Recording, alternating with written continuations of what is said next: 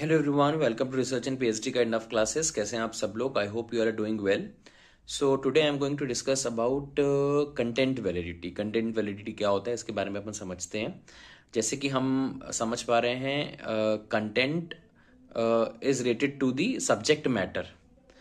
सो इसको एग्जाम्पल के थ्रू समझते हैं अपन। जैसे कि सपोज मैं कोई रिसर्च कर रहा हूँ जिसमें मैं फाइंड आउट करना चाहता हूँ the impact of organic foods, the features of organic foods on the buying behaviour of the customers.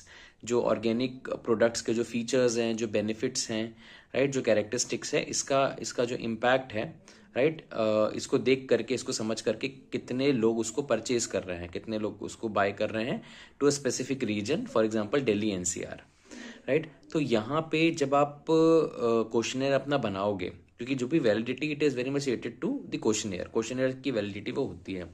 तो जो भी आप क्वेश्चनर जनरेट कर रहे हो, बाइंग बिहेवियर का क्वेश्चनर जनरेट कर रहे हो, buying behaviour of organic foods का, तो उसमें जो भी आप कंटेंट लिख रहे हो, जो भी चीज़ें आप लिख रहे हो, it should be related to the buying behaviour of organic foods.